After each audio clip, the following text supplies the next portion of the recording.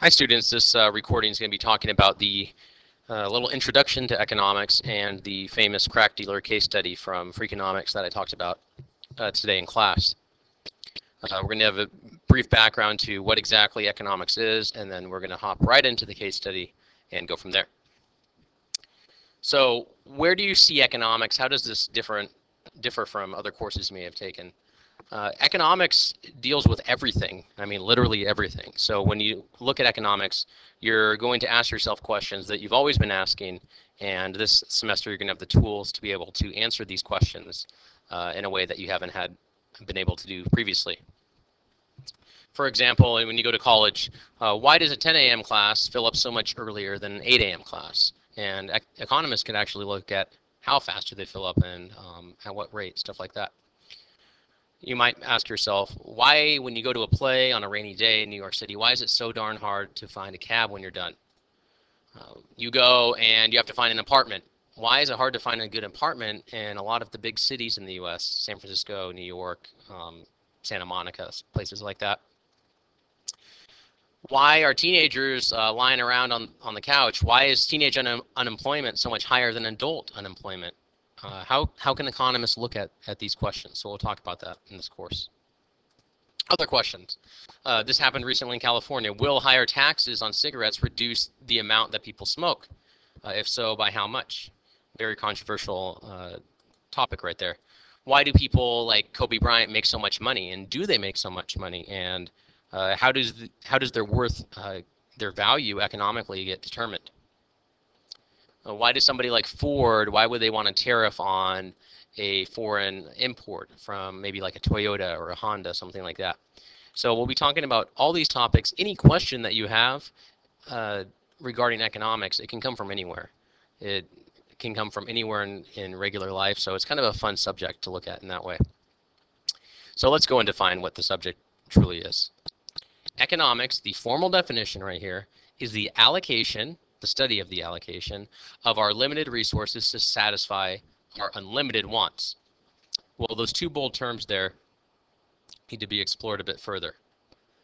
Limited resources, meaning we are limited some way, I mean, in terms of like, think about physics, right? We are limited in some way on this earth in the type of resources we have. However, if you go and look at what people would want, that is unlimited. If I would ask you if you wanted a car and a house and a boat, you would say yes, yes, yes.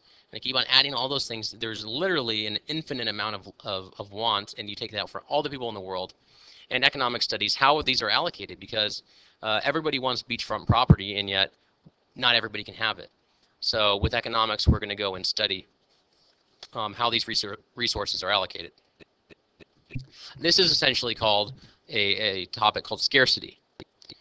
With scarcity, you have your unlimited wants and your limited resources, and economics looks at how these scarce resources are allocated. That's basically what scarcity is. The number one rule of economics, people respond to incentives. You can incentivize anything. If I go and I can make people not speed on the freeway. Well, how are you going to do that? What if I put an iron spike in everybody's steering wheel that's sticking out 1 inch away from your chest? Probably going to make you not speed too much, right? So incentives, that's a bit of an exaggeration that economists have used in the past, but incentives, small or large, people do respond to them, believe it or not, and that's kind of the methodology that economics uses. Now let's talk about the crack business, and you may be laughing to yourself because how does the crack business relate to this class or this course? Well, it's kind of a fun introduction, a fun background to talk about how the crack business works and the economics behind it, which may surprise you a bit. Let's start with the question. Why do crack dealers still live at home with their moms?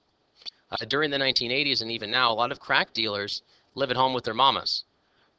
If they're living at home, why does it look so glamorous on TV, the lifestyle of a crack dealer? Are they making that much money? And that's what we're going to unpack a bit here. Now, a bit of background in terms of the drugs itself. I have to give you a little drug history. With cocaine, when cocaine became very popular, it was an expensive drug, and it was used in a lot of wealthy businessmen essentially were doing the drug, and it was a wealthy man's drug. Crack, however, when it came out, which is a derivation of cocaine, was much cheaper, gave a good high but a short high. And because of this, it causes people to go and want to get more and more and more, which is great for business. So crack cocaine really started to make its way through the American ghettos in the 1980s and then continue in the 1990s. And that's basically how most gangs make their revenue, is off of selling drugs, and that's one of the most profitable drugs that they sell in the neighborhoods. Marijuana actually is not one of the most profitable selling drugs in the ghettos. So this actually involves a young PhD student, Sudhir Venkatesh, who worked in Chicago during the 1980s, and he wanted to go learn about the crack business. And he actually went and it became part of a gang. They essentially invited him inside the gang after a period of time, and he got to look at all their books and do a bunch of research, which is absolutely amazing that an economist was able to go and see these underground industries, which we typically we're not able to see. So Sudhir Venkatesh is the guy who did this study, and it's written about in the book Freakonomics. So let's take a look. The gang itself was called the Black Disciples Gang, which was a Chicago gang that made a lot of their revenues through selling drugs. JT, who was the leader of the gang, was basically equivalent to like the local manager, the local boss. And he was actually a fairly intelligent guy who had a degree, a background in business, and used it to his advantage to make a lot of money in the crack business. Booty was basically a street name, one of the guys who was involved in the gang and was a friend of Sudhir's. And in the Black Disciples gang, they became good friends over the years. Now, the organization of the drug cartel, essentially, or the drug gang, looked very similar to a McDonald's. So let me explain what I mean by this. In a McDonald's, you have the people at the bottom of the chain, of the totem pole. Those are the guys flipping the burgers, making the fries. And then above them, maybe you have like a shift manager. Maybe above them, you have the individual store franchise owner. And then above that, you might have the McDonald's Corporation going all the way up to the CEO. Well, the crack dealer business was organized very much the same way. At the bottom, you just had the rank and file guys. These are the guys that wanted to get into the gang, but they couldn't. They basically had to pay their dues, literally, and wait time to get up to the foot soldier status. Foot soldier above them, foot soldier was essentially the guy on the street who's selling the drugs every day. The foot soldiers, a lot of them are fairly young children as well, so they're going to go and be recruited from children. Then above them, you have the enforcer, who's in charge of safety, the treasurer, who runs the books, which Sudhir got to take a look at, and then the runner who transports the drugs and money. Then above them, you have the individual franchise owner, and in this case, it's JT. And what he does is he gives 20% of his cut to the board of directors, and at the board of directors, there are 20 guys who are basically running the whole Black Disciples show. Like I said, it's very similar to a franchise. JT is essentially a franchise owner in the same way if I wanted to open a McDonald's, I'd go and find some land, get some money, get some people organized, and start my own local McDonald's. So let's take a look at JT's franchise. Let's by the numbers. His monthly revenues. Well, his money mostly came from drug sales. You got $24,800. He did make some from dues as well from the gang members, and also going to local businesses, extortionary taxes. Hey, give us money or else we're going to hurt you type thing. Added up to 32 grand a month. The expenses, the cost of the drugs you have to take into account. The cut that he has to give to the board of directors, 5 grand. The fighters on the street, 1,300. Weapons, miscellaneous. They even, I mentioned as well, they even had parties for like their neighborhoods in order to get support, barbecues, support of the locals behind them, and maybe potential new recruits for the gangs. These non-wage costs added up to $1,400. So the total non-wage profit was $18,000. Not too shabby. Now, who's making the most and how much are they making? JT made about $8,500 a month, non-taxable, because it's under the table, obviously, adding up to $100,000 annually, about. The board of directors are making about $500,000 per year. That's a lot of money. If you're going to go and combine all the three officers, they're making about $2,100 a month, and you go and pay all the foot soldiers combined, it's $7,400. So these total monthly gang wages are $9,500.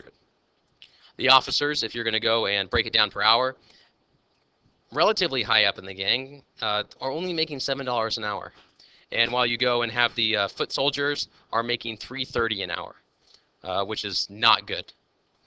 Beyond that, they're going to go, if you're making $3.30 an hour, it's going to make relative sense to make to live at home with your mother. 120 men represented a little bit over 2% of membership, but they took half the money. So very similar to McDonald's, where people go and they're basically skimming off the profits. The conditions, absolutely dangerous. Some stats. If you're a member for JT's gang for 4 years, on average, you were arrested 5.9 times. You suffered 2.4 non-fatal wounds. Your chance of being killed was 1 in 4. Compare that to a timber cutter, your chance of being killed is 1 in 200 for 4 years. And even if you're on death row in Texas, your chance of being killed is 1 in 20. So why are you going to get involved? The allure of the glamorous lifestyle, kind of the blinged out gangster lifestyle, lured people in. And they saw it as a tournament, right? You're going to go and try to move up in the gang. The problem is the people at the top never retired, so the spots never opened up, which was not good. So this resorted to people having to want to go prove themselves through murder, which obviously is not a good thing, and it's kind of a perpetual cycle. What happens during times when there's a lot of violence between the gangs? People are going to have to be compensated, and wages will increase and sales will decrease because people are afraid to go in these neighborhoods that are warring each other. How did it all end up? JT actually got promoted to the board of directors, making big money. Good for him. Booty, however, went and sold out the rest of the gang to a federal indictment, allowed them to lose a lot of money. JT went to prison, and that was that. So there you go. There's the crack dealer case study. A brief look at taking the economics of the crack business. Hopefully you get a little bit excited for this course and see that this course looks at a lot of interesting stuff.